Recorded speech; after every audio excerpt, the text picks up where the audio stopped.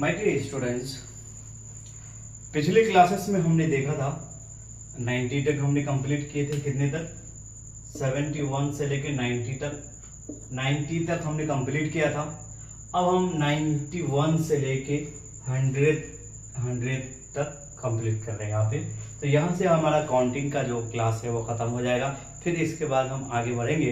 तो सभी स्टूडेंट्स से मेरी रिक्वेस्ट है कि इसको आप कंप्लीट कीजिए। जैसे 91, 92, 93, 94, 95, 96, 97, 98, 99, 100, 100, 100।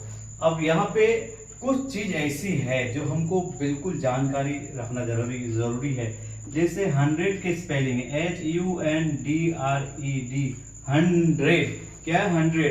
अब यहाँ तक जैसे 1 से लेके हम 100 तक याद कर लिए। तो 100 तक याद करने के बाद हमें कुछ चीजें याद करनी है। क्या? एक है 1000 की चीजें याद करनी है। जैसे 1000 क्या 1000, तो इसको क्या बोलेंगे भाई?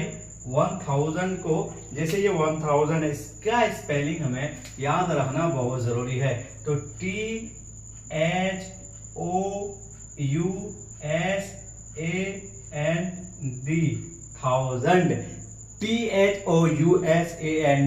THOUSAND, 1000 means 1000। तो अब यहाँ से जैसे 1000 कितने, ये 1 है, तो यहाँ से 1 लगा दिया अपन ने 1। तो ये हमारा क्या हो जाएगा? 1000। क्या हो जाएगा? 1000। तो ये हमने यहाँ से सीख लिया। हमें 100 के स्पेलिंग याद हो गया, HUNDRED 100 और THOUSAND 1000। तो my dear students and parents, we have to strong our basics. We have to learn counting from basic points 1 to 100 with spelling and in written English and Hindi also. तो my dear, ये जो चीज है हमें ये याद होना बहुत ज्यादा जरूरी है।